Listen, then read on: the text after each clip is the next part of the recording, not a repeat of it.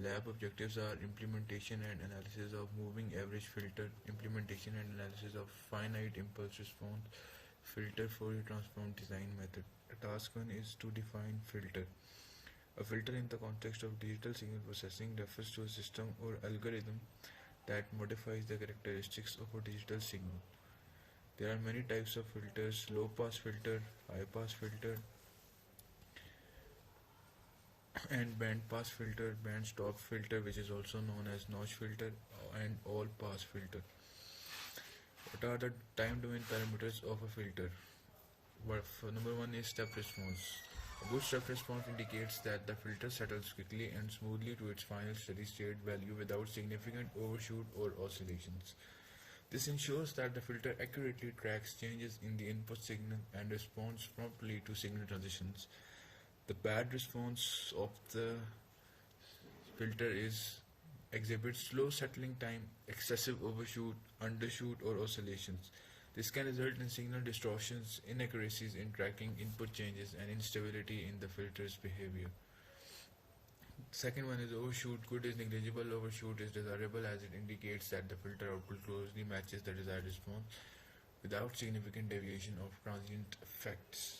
Bad is excessive overshoot can lead to signal distortion, ringing, or instability in the filter's output. It may cause unwanted oscillations or introduce artifacts that affect the accuracy and reliability of the filtered signal. Third one is linear phase. And what are the frequency domain parameters for a filter? Number one is roll off. There is also good roll off and a bad roll off. Ripples in pass band, poor stop band attenuation, and, and the last part of that is role of low pass filter for filter designing. The role of a low pass filter in filter designing includes selecting desired frequencies while blocking higher frequencies, preventing aliasing in digital signal processing. Now moving to the task 2. In this task we are going to plot the signal in time and frequency domain with its magnitude response.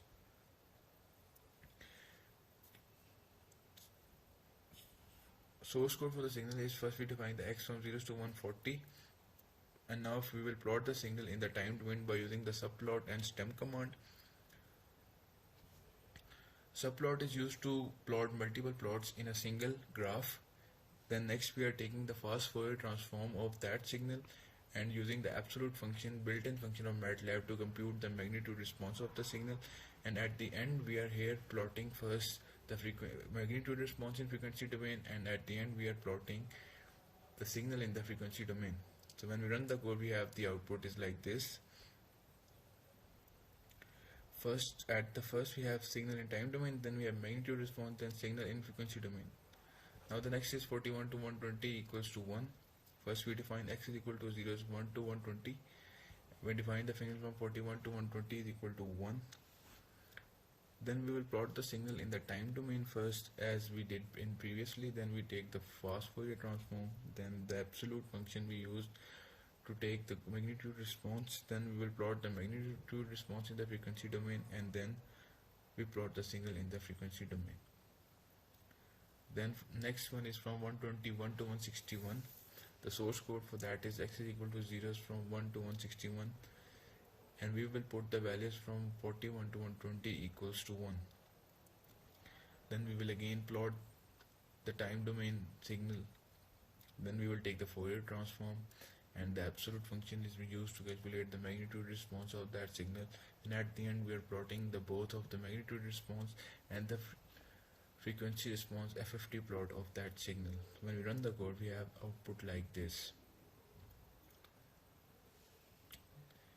Next we are doing it from 121 to 161, and we are putting it equals to 0.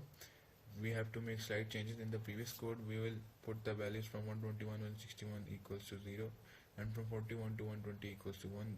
Now here we are also adding the noise in the signal, and we are using here the random function, built-in function of Matlab to add the random amount of noise in the signal. First we are plotting that noisy signal, then we are taking the Fourier transform of that noisy signal, and then the absolute function is used to calculate the magnitude response of that noisy signal, and at the end we are plotting both the magnitude response and the frequency response FFT plot of that signal. When we run that code, we have first noisy signal in the time domain, then magnitude response of noisy signal, and at the end we have the noisy signal in frequency domain.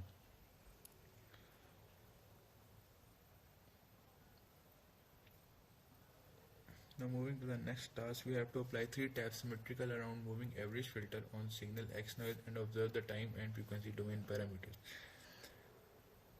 So here is the source code for that. First we are adding the noise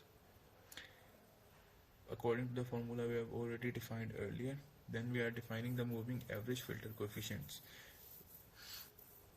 Then we are applying the moving average filter to X noise, and then we are plotting the signal in time domain. Then we are computing the Fourier transform of the filter signal by using the FFT built-in command of Matlab. Then we are computing the magnitude response of the filtered signal by taking the absolute of X filtered function. And then at the end we are plotting the magnitude response of the filtered signal in the frequency domain, and then plotting the filtered signal in the frequency domain. When we run the code, we have the output like this. First we have filtered signal in time domain, then we have the magnitude response of filtered signal, and at the end we have the filtered signal in frequency domain. Now we are applying the 11 taps symmetrical around moving average filter on signal X noise and observe the time and frequency domain parameters. So we are using the same code, just we are using the number of taps in that code. In the last code we have the 3 taps. Now we are applying the 11 taps. As we can see here, filter coefficient is equal to 1 from 1 to 11. This is 11 taps symmetric moving average filter.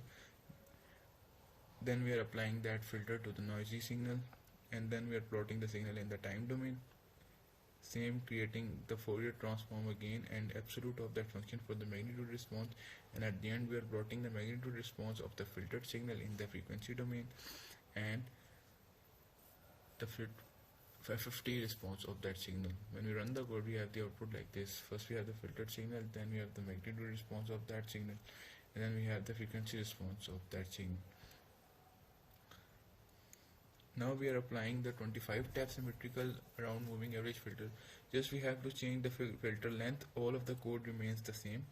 We have to do the same procedure just by increasing the number of taps. When we run that code, we have that kind of output. First we have the time domain response, then magnitude response, and then frequency response. In task 3, we are asked to repeat the 7.2 example for 17 tap coefficients. We have here the number of taps. First define the number of taps, n is equal to 17. Then we have the carrier cutoff frequency is 800 Hz and the sampling rate is 8000 Hz. Here we are normalized cutoff frequency, which is 2 pi fc over fs. Then we are calculating the filter coefficient using the Fourier transform method by using the FIR built-in function of the Matlab. Then we are displaying the filter coefficients, and we are determining the transfer function using the filter coefficients by defining the variable b equals to h and a equals to 1. Then convert the transfer function for symbolic form for equation manipulator. Here we are using the sync function and the poly2 sync function of Matlabs, and then we are using the simplify h function. Display the transfer function in symbolic form. We are using this display command. Then we are determining the difference equation using the filter coefficient for x-axis and y-axis. When we display the result, we have the output like this. First we have the filter coefficients, then we have the transfer function of that signal, and we have the plot of magnitude frequency response of that signal. Same, we are asked to do the same procedure on the code with 51 tap coefficient. In the last code we have 17 taps. Now we are going to do it for 51. We just have to replace the value of n is equal to 51, and all of the rest of the code remains the same. When we run the code, we have first the filter coefficients, then we have the transfer function of that system, and at the end we have the magnitude response, which is like that of the signal.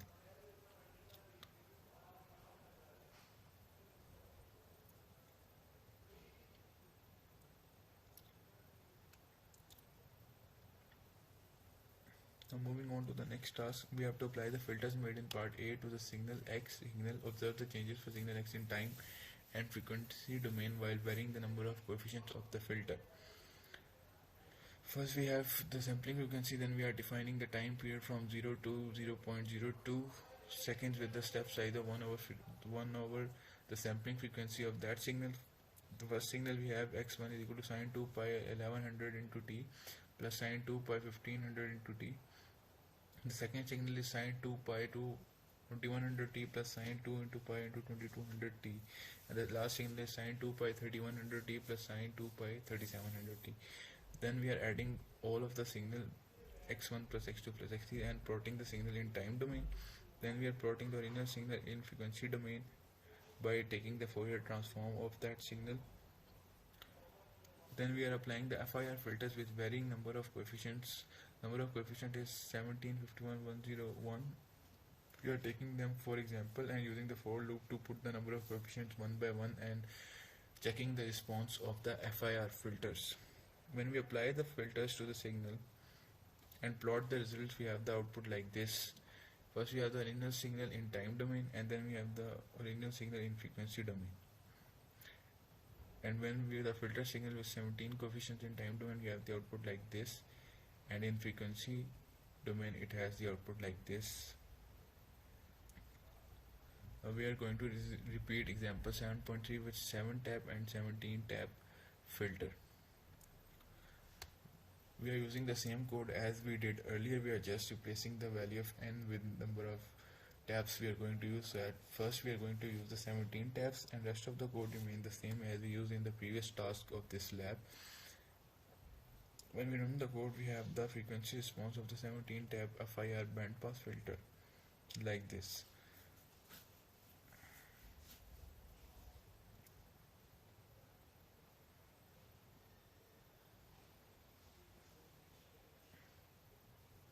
This is all for the lab 8. Thank you for watching.